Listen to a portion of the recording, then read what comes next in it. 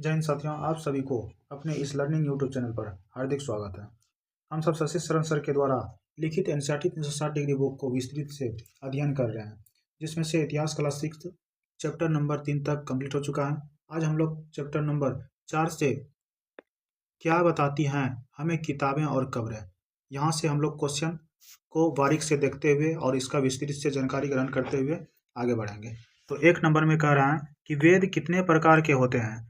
तो वेद जो होते हैं 4 प्रकार के होते हैं, ऋग्वेद, सामवेद, यजुर्वेद और अथर्ववेद। इसमें भी दिया गया है कि ऋग्वेद, सामवेद, यजुर्वेद और अथर्ववेद, ये 4 प्रकार का क्या है, वेद है।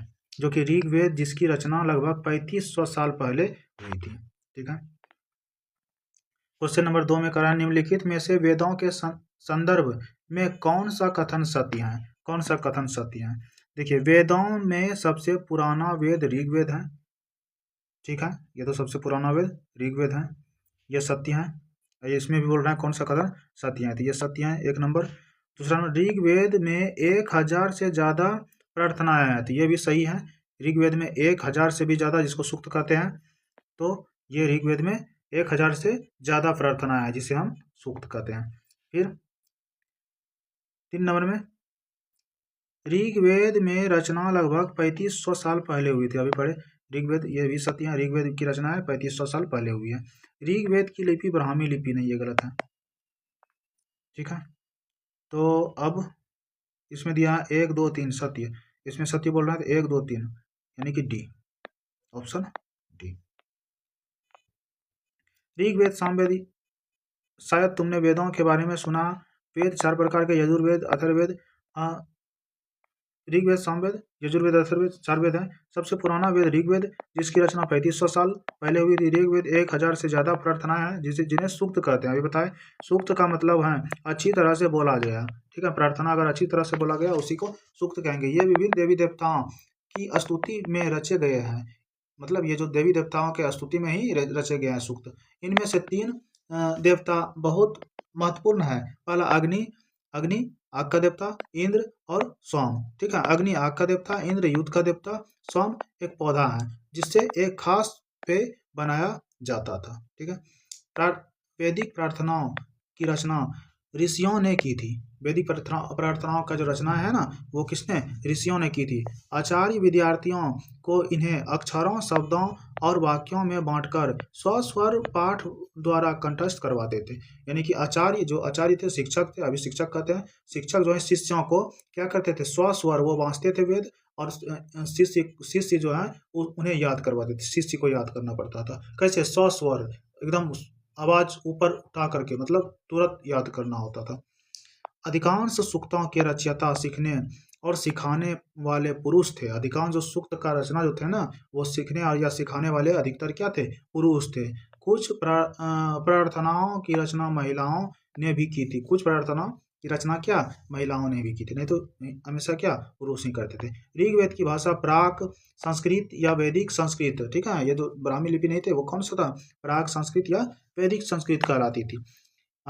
तुम स्कूल में जो संस्कृत पढ़ती हो उससे यह भाषा थोड़ी भिन्न है। स्कूल में जो संस्कृत पढ़े जाते हैं उससे थोड़ा सा क्या है, भिन्न है भाषा। संस्कृत किस भाषा परिवार से है, तो ये भारतीय भाषा के परिवार से है, ऑप्शन बी। ठीक है, संस्कृत जो है ना, भारत और यूरोपीय की भाषा से क्या बनी है, संस्कृत। अब क्वेश्चन नंबर 4, थोड़ा इसका लाइन पढ़ लेते हैं एनसीईआरटी का। संस्कृत भाषा भारत और यूरोपीय भाषा परिवार का हिस्सा है। भारत की कई भाषाएं असमिया, भारत का जो भाषा है ना, वो कौन कौन सी, असमिया, गुजराती, हिंदी, कश्मीरी और सिंधी। एशियाई भाषाएं जैसे फारसी, ये कौन सा था, भारत की भाषाएं कौन, असमिया, गुजराती, हिंदी, कश्मीरी और सिंधी। ठीक है, अब एशियाई भाषाएं, जैसे एशियाई भाषा में से फारसी तथा यूरोपीय की बहुत सी भाषाएं, फारसी और यूरोप की भाषा कौन सा, जैसे अंग्रेजी, फ्रांसीसी, जर्मनी, यूनानी, इतालवी, स्पेनिश आदि इसी परिवार से जुड़ी हुई है। उन्हें एक भाषा परिवार इसलिए कहा जाता है क्योंकि आरंभ में उनमें कई शब्द एक जैसे थे। ये शब्द जो है ना, आरंभ में क्या थे, एक जैसा था इसका शब्द। उदाहरण के लिए मातृ जो है संस्कृत में बोले जाते हैं माँ, एक ही जैसा लगता है, हिंदी में बोले जाते हैं मदर, ये भी मातृ माँ मदर एक ही जैसा शब्द है, जिसकी मदर क्या है अंग्रेजी में बोले जाते हैं। ठीक है, अब तमिल, तेलुगु, कन्नड़ और मलयालम किस भाषा परिवार की भाषा है? तो ये तमिल, तेलुगु, कन्नड़ जो है ये द्रविड़ भाषा के परिवार के अंतर्गत आते हैं। ठीक है, भारत और भारतीय भाषा के परिवार के अंतर्गत आते हैं। फिर अब इसका जो है एनसीईआरटी का जो लाइन दिया गया है ये भी पढ़ लेते हैं। क्या है ये क्वेश्चन नंबर कितना का है? क्वेश्चन नंबर 4 का ये लाइन दिया गया है।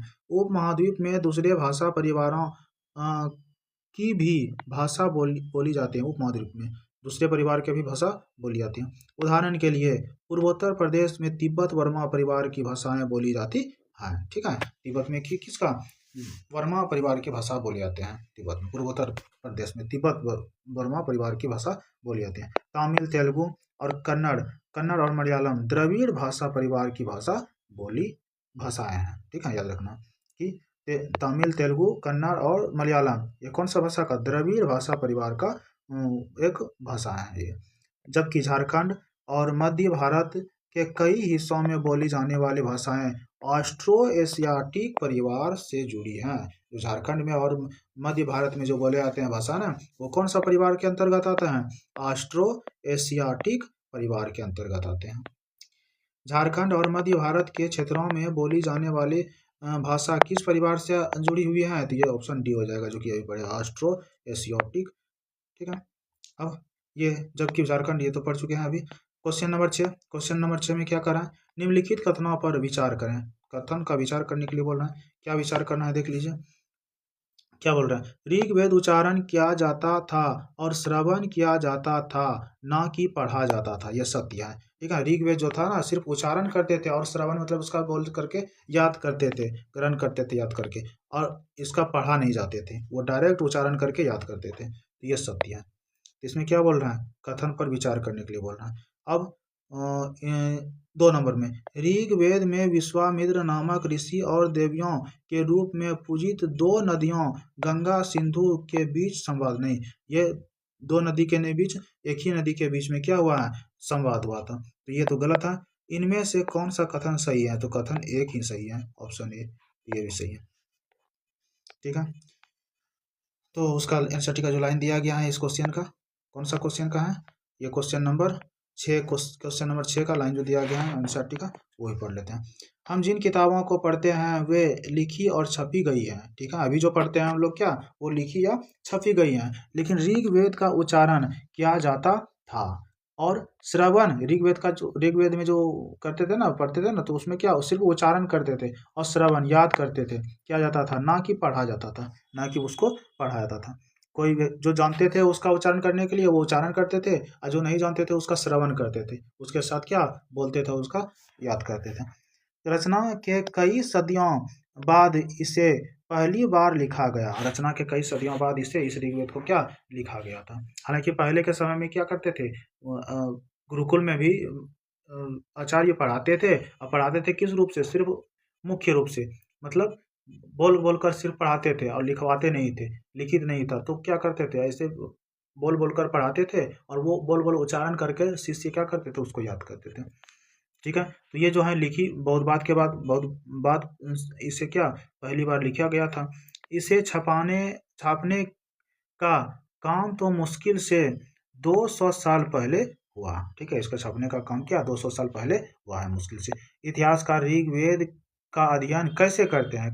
इतिहासकार पुरातत्वविदों की तरह ही अतीत के बारे में जानकारी इकट्ठी करती हैं। जिस तरह पुरातत्वविद वस्तुओं के बारे में ग्रहण करके, निकाल करके, खुदाई करके जब पुरातत्वविद पुराना वस्तु का जानकारी इकट्ठा करते हैं, उसी तरह इतिहासकार जो है ऋग्वेद पढ़ने के लिए वो क्या करते, पांडुलिपि को या कोई लिखा हुआ पुराना वस्तु को देखते थे, ताम्रपत्र या कोई भी भोजपत्र देखते थे, और उसको फिर देख करके उसका अध्ययन करते थे कि कितना पुराना ये लिखावट है, क्या लिखा हुआ है, ये अध्ययन करते थे।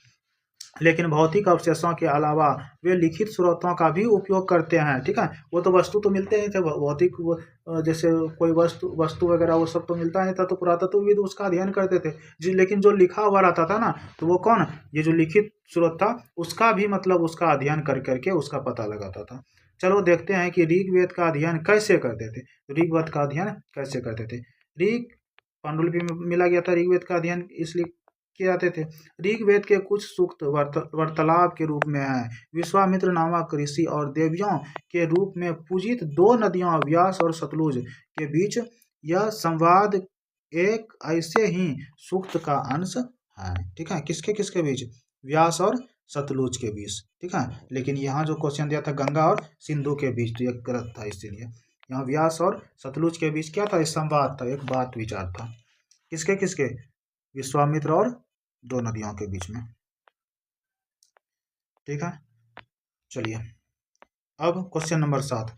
ऋग्वेद में किस ऋषि के सतलुज और व्यास नदियों के साथ वार्तालाप का वर्णन है? कौन सा? विश्वामित्र का।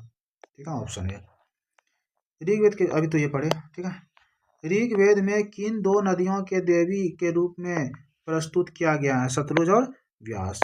Option D. तो ये भी पढ़ चुके हैं अभी।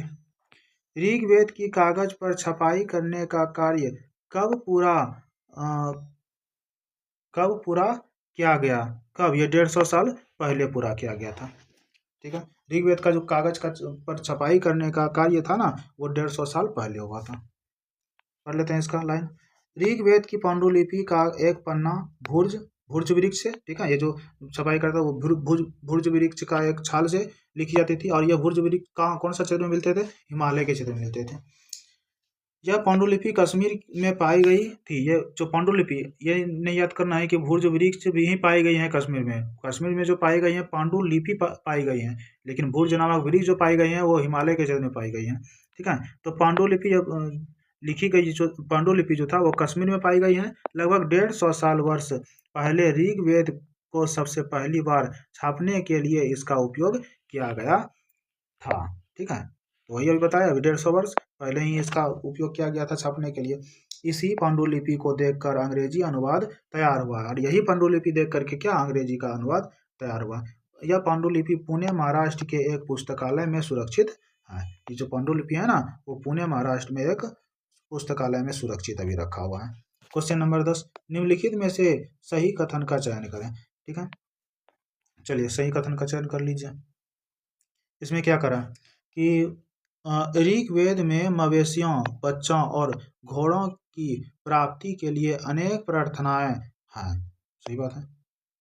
ठीक है, कथन का चयन करने के लिए बोल रहा है। तो इसमें क्या बोल रहा है कि ऋग्वेद में मवेशियों, ठीक है, मवेशियों, बच्चों, घोड़ों की प्राप्ति के लिए अनेक प्रार्थनाएं हैं। ये सही है, अनेक प्रार्थनाएं ऋग्वेद में मिलते हैं। ये सब के लिए, मवेशी के बारे में, बच्चों के बारे में और घोड़ों के भी बारे में, ये इसका प्रार्थनाएं मिलते हैं। फिर ऑप्शन 2 में मवेशियों को प्राप्त करने के लिए लड़ाइयों की जाती थी। सही बात है। और लड़ाइयों वैसे जमीन के लिए की जाती थी जो उपजाऊ हो तथा जहां अच्छे चरागाह हो, उसके लिए भी क्या करते थे? लड़ाई भी सतियां लड़ाई करते थे। अधिकांश युद्धों में पुरुष और स्त्रियां दोनों भाग लेती थी और उनकी अस्थाई सेना भी थी। नहीं, गलत है, पुरुष और स्त्री दोनों मिलकर के भाग नहीं लेते थे। तो क्या है? ऑप्शन 1 और 2 सही है, तो ऑप्शन ए में आ जाएगा, 1 और 2। ठीक है, चलिए इसका लाइन पढ़ लेते हैं। क्वेश्चन नंबर 10 का। ऋग्वेद में मवेशियों, बच्चा, खासकर पुत्रों और घोड़ों की प्राप्ति के लिए अनेक प्रार्थनाएं हैं। अभी बताया ना, घोड़ों की लड़ाई में रथ खींचने का काम में लाया जाता था। लड़ाई में जो घोड़ों का क्या काम था? रथ खींचने का काम था। इन लड़ाइयों में मवेशी जीत कर लाए जाते थे। मवेशी जो था वो जीत कर लाया करते थे। लड़ाइयाँ वैसे जमीन के लिए लड़ी जाती थी जहाँ अच्छे चरागाह हो या जहाँ पर जौ जैसी जल्दी तैयार हो जाने वाली फसलें को उपजाया जा सकता हो, उसको प्राप्त करने के लिए लड़ाई लड़ी जाती थी। कुछ लड़ाइयाँ पानी के स्रोतों और लोगों को बंदी बनाने के लिए भी लड़ी जाती थी। ठीक है, अधिकांश पुरुष इन युद्धों में भाग लेते थे। अधिकांश क्या? पुरुष ही युद्ध में भाग लेते थे, लेकिन वो वहां पर बताया स्त्री भी भाग लेते थे, स्त्री नहीं भाग लेते थे। कोई अस्थाई सेना नहीं होती थी, अस्थाई सेना नहीं होती थी, लेकिन लोग सभाओं में मिलते जुलते थे और युद्ध व शांति के विषय में सलाह मशवरा करते थे। लेकिन क्या युद्ध कैसे हो, नहीं हो, होना चाहिए या नहीं होना चाहिए, क्या आपस में मिलजुल कर सलाह विचार भी करते थे ये लोग। वहाँ ये ऐसे लोगों को अपना सरदार चुनते थे जो बहादुर और कुशल योद्धा हो। जैसे तैसे व्यक्ति को सरदार नहीं चुनते थे, वो कैसा रहे, बहादुर और कुशल व्यक्ति रहे। ऋग्वेद में किन दो समूहों का वर्गीकरण काम के आधार पर किया गया है? किसान या पशुपालक? नहीं। ब्राह्मण और क्षत्रिय? नहीं। काम के आधार पर वेश्या और शूद्र? नहीं। ये कौन सा डी हो जाएगा, राजा और पुरोहित। ये दोनों क्या काम के आधार पर इसमें, ये देखिए ये ऐसे दो समूह जिनका वर्गीकरण काम के आधार पर किया गया। पुरोहित जिन्हें कभी ब्राह्मण कहा जाता था, तरह तरह के यज्ञ अनुष्ठान करते थे। दूसरे राजा। दो ही व्यक्ति को क्या करते थे, जो कि मुख्य रूप से काम के समूह पे रखा गया था। ठीक है। क्वेश्चन नंबर 12, ऋग्वैदिक काल में घोड़ों को किस काम लाया जाता था? कौन सा काम अभी पढ़े थे, रथ खींचने का काम से, तो कौन सा हो जाएगा, लड़ाई रथ खींचने के लिए। ऑप्शन 20 सही हो जाएगा। तो इसको पढ़ने की जरूरत नहीं है क्योंकि ऊपर में पढ़ चुके हैं। क्वेश्चन नंबर 13, ऋग्वैदिक काल में जनता या पूरे समुदाय के लिए किस शब्द का प्रयोग किया जाता था? जनता और या पूरा समुदाय के लिए किस एक जन और एक वेश यानी कि विष इसमें दिया है। ठीक है, वेश। तो ये ए और बी यानी कि ऑप्शन डी हो जाएगा आंसर। ठीक है, पढ़ लेते हैं। 4 होते हैं, मतलब मुख्य रूप से कितने जाति होते थे पहले? 4। एक पहला ब्राह्मण जो कि मुख को कहता था, फिर दूसरा क्षत्रिय जो कि भुजा को कहता था, और फिर क्या था, तीसरा वैश्य जो कि जांग को कहता था, और चौथा शूद्र जो कि पैर को कहता था। 4 अंक का अलग अलग बांटा गया था और इन्हीं को 4 जाति कहा गया था उस समय।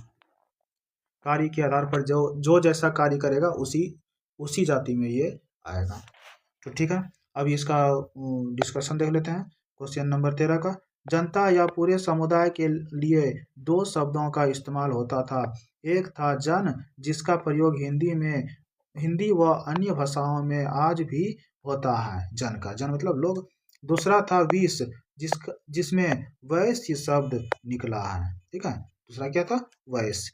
इस विषय पर तुम अध्याय 5 में विस्तार से पढ़ेंगे। ठीक है, वो जो बताया अभी मुख और भुजा और जांग और ये जो पैर जो बताया शूद्र के बारे में, ये सब जो बताया अध्याय 5 में और भी विस्तार से पढ़ेंगे। हम जानते हैं इसलिए क्योंकि हम एनसीईआरटी पहले पढ़ चुके हैं। ठीक है, तो इसलिए आप लोग भी ओरिजिनल एनसीईआरटी को अवश्य पढ़ें। ओरिजिनल एनसीईआरटी भी पढ़ा रहे हैं, प्ले लिस्ट में वो डाला गया है ओरिजिनल एनसीईआरटी का, वो भी वहाँ पर जा करके पढ़ सकते हैं। उसको पढ़ने से ये जो है ना समझ में आ जाएगा, क्योंकि यहाँ तो इस बुक में तो सिर्फ इम्पोर्टेंट सब क्वेश्चन ही निकाला गया है, लेकिन वहाँ जो है लाइन बाय लाइन अगर पढ़ लेते हैं तब तो एक भी क्वेश्चन नहीं छूटेगा।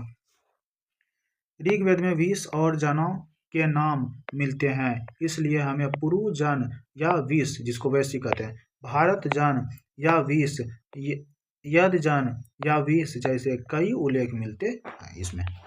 तो ये अध्याय 5 में इसका जो है पूरी डिटेल से पढ़ेंगे ये सब। तो यहाँ पर हम शॉर्ट बता दिए सिर्फ, लेकिन वहाँ पर अध्याय 5 में पूरी तरह से सीख जाएंगे।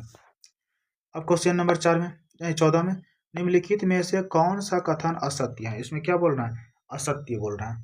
तो चलिए असत्य का देखते हैं क्या है इसमें। 1 नंबर में, ऋग्वेद में जिन लोगों ने प्रार्थनाओं की रचना की उन्हें आर्य कहते हैं। ये सही है, जिसने की प्रार्थना का रचना की ना उसे क्या कहेंगे, आर्य कहेंगे। ठीक है, उसके बाद 2 नंबर में, ऋग्वेद में पूरे जो प्रार्थना नहीं करता है उसको अभी पढ़ेंगे उसका। चलिए इसका देख लेते हैं। 2 नंबर, ऋग्वेद में पूरे समुदाय के लिए 20 और जन का प्रयोग किया जाता है। पूरे समुदाय का तो 20 और जन का प्रयोग नहीं करते हैं, पूरा समुदाय 4 को, तो चारों को 20 अलग, वैश्य अलग है और जन अलग है, एक ही समुदाय में नहीं करते हैं। तो ये भी इसमें क्या बोल रहे हैं, कौन सा कथन असत्य है? अच्छा, असत्य है। ठीक है, ऋग्वेद में पूरे समुदाय के लिए 20 और जन का प्रयोग किया जाता है। सही है ये, मतलब ऋग्वेद में क्या करते हैं, ऋग्वेद में सबको एक मानते हैं। ऋग्वेदिक काल में राजा की मृत्यु के बाद उसका बेटा अपने आप शासक बन जाता था। नहीं, ये गलत है।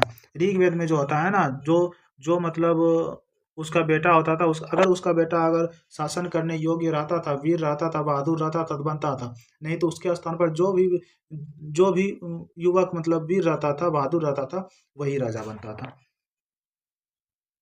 तो ये असत्य, यहाँ असत्य को चुनने के लिए बोल रहे हैं। तो ये सत्य हो गया, ये भी सत्य हो गया। 4 नंबर, दास्यु वे लोग थे जो यज्ञ नहीं करते, ये सही है। ठीक है, दास्यु वे लोग थे जो यज्ञ और प्रार्थना नहीं करते हैं। और आर्य वे लोग अपने विरोधियों के दास्यु कहा करते थे। ठीक है, सही में आर्य लोग जो प्रार्थना करते थे वो आर्य लोग रहते थे, और दास्यु कौन रहते थे, जो कि प्रार्थना नहीं करते थे, और दोनों में एक दूसरे से क्या होते थे, विरोधी थे। तो ये सत्य है। तो ऑप्शन असत्य बोल रहा है, तो तीन तीन कौन सा है, सी में, केवल सी। तो ऑप्शन सी। ठीक है, अब क्वेश्चन नंबर, सॉरी इसका पहले देख लेते हैं डिस्कशन। जिन लोगों ने इन प्रार्थनाओं की रचना की वे कभी कभी खुद को आर्य कहते थे तथा वे अपने विरोधियों का दास या दास्यु कहते थे। जो प्रार्थना नहीं करते थे उसको दास या दास्यु कहते थे। दास्यु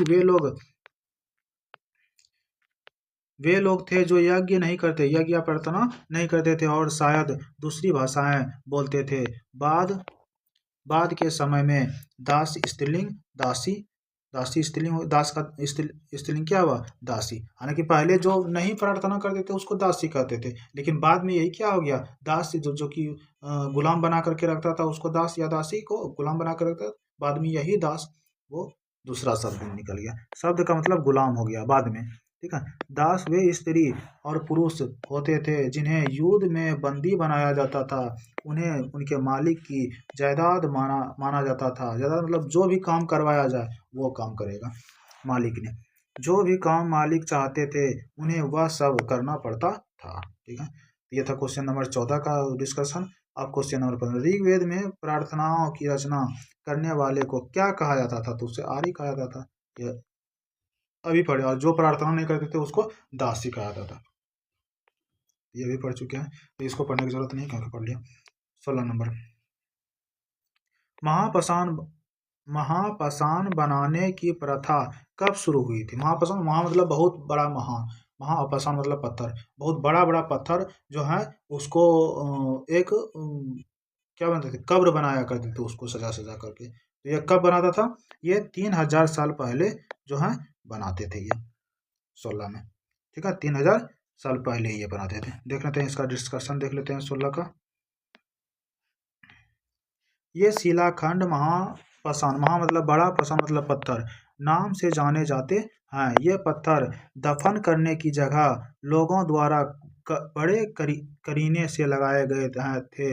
महापाषाण कब्रें बनाने की थी। ये जो था महापाषाण क्या, अभी जो बताया, कब्र बनाया बनाया करता था लगभग 3000। और वो कब्र कैसे थे, उसमें एक गेट भी रहता था, दरवाजा होल भी रहता था। और वो एक एक मतलब परिवार के लोग उसी कब्र में सभी परिवार को उसमें गाड़ा करते थे। मान लेते हैं जो पहले मृत्यु हुआ उसको क्या उस कब्र में डाल दिया, अब फिर 2 साल के बाद फिर किसी का मृत्यु हुआ उस परिवार में, तो फिर वही कब्र में जा करके उसको क्या दफनाएगा। यह प्रथा दक्कन, दक्षिण भारत, उत्तर पूर्वी भारत और कश्मीर में प्रचलित थी। ठीक है, अब क्वेश्चन नंबर 17 क्या है, निम्न में से कौन सा कथन सही है। ठीक है, इसमें क्या बोल रहा है, सही बोल रहा है। महापाषाण में गोलाकार सजाया हुआ पत्थर मिले हुए हैं और कई बार अकेला खड़ा हुआ पत्थर मिलता है जो जमीन के नीचे कब्रों को दर्शाता है। ये सत्य है। ठीक है, अभी बताया ना कि महापाषाण सजा करके क्या कब्र बनाया गया था महापाषाण से। अब दूसरा नंबर, महापाषाण पत्थर दफन करने की जगह पर लोगों द्वारा बड़े करीन से लगाए जाते थे। ये भी सत्य है। बड़े करीन से, बड़ा बड़ा मतलब जो है बीच में लगा तंबू जैसा बनाता था और बहुत बड़ा बड़ा उसमें उसके चारों तरफ क्या पत्थर लगा दिया जाता था। अब यहाँ सत्य ही बोला है, कथन सही है, तो ये भी सही है, ये भी सही है। 3 नंबर, मृतकों को खास किस्म के धातुओं के बर्तनों के साथ दफनाया जाता है। नहीं, ये गलत है। खास किस्म से धातुओं के बर्तनों में नहीं दफनाया था, तो उसका एक अलग ही था जो कि उसमें दफनाया था, अभी डिस्कशन में आ जाएगा। तो ए और बी, ये 1 और 2 सही है, तो ये कौन सा 1 और 2 है, बी में। इसका डिस्कशन कर लेते हैं। ये शिलाखंड महा मतलब बड़ा, पसान मतलब पत्थर, अभी जो पढ़ लिए हैं ये सब दफनाया करते थे लोग। लगाए गए कई बार पुरातत्वविद गोलाकार सजाया हुए पत्थर मिलते हैं, कई बार अकेला खड़ा हुआ पत्थर मिला है। ये ही एकमात्र प्रमाण है जो जमीन के नीचे कब्रों को दर्शाता है। ठीक है, इन सब कब्रों में कुछ समानता मृतकों को खास किस्म की मिट्टी, ठीक है, कौन सा मिट्टी, लाल और काला दोनों मिला करके उसमें क्या करता था, मिट्टी का एक रहता था दफनाने के लिए, मिट्टी उसका कवर बनाया जाता था और उसी में क्या रख करके दफनाया करता था। के बर्तन के साथ दफनाया जाता था, जिन्हें काले लाल मिट्टी के बर्तनों, ब्लैक और एंड रेड वेयर के नाम से भी जाना जाता है। इसके साथ ही मिले हैं लोहे के औजार और हथियार, घोड़े के कंकाल, सामान तथा पत्थर और सोने के गहने। ठीक है, ये इसलिए हमको तो पूरा ये याद है, इसलिए हम ये फटाफट क्या कर देते हैं, समझा दे रहे हैं, पढ़ा दे रहे हैं। तो आप लोग को एनसीईआरटी पढ़ना ही पड़ेगा, तभी ये याद रहेगा। तो एनसीईआरटी 1 से 2 बार रिवीजन कर लीजिए, एकदम अच्छे तरीके से पढ़ लीजिए, तो ये सब कहीं भी कोई दिक्कत नहीं होगा। प्राचीन काल में लोग दफन स्थलों को चिन्हित करने या स्मारक बनाने के लिए बड़े बड़े पत्थरों, जिन्हें महापसान कहते हैं, को बड़े करीन से लगाते थे, जिनका उपयोग शवों को दफनाने और उनकी स्मृति को बनाए रखने के लिए किया जाता था। करीन से बहुत बड़ा बना लेता था और उसमें दफनाता था। और उसको क्यों दफनाया जाता था, क्योंकि यहाँ पर क्या याद रहे कि यहाँ पर हम किसी व्यक्ति को या अपने परिवार के व्यक्ति सदस्य को क्या किया है, दफनाया है। ठीक है, तो इसको जैसे क्वेश्चन जैसे हम पढ़ते हैं इसमें, तो हमको क्वेश्चन जैसे ये हम क्वेश्चन पढ़े, ये 1 पॉइंट पढ़े, 2 पॉइंट, ये जैसे हम इसको पढ़े तो हमको पूरा कहानी ये याद आ गया, ये इसमें ये सब आएगा। इसलिए आप लोग क्या करें, ये तभी आएगा जब आप एनसीईआरटी को पढ़ लें। तो एनसीईआरटी को जरूर पढ़ लें इसमें, तब आप एक क्वेश्चन देखेंगे तो पूरा उसका कहानी माइंड में आ जाएगा।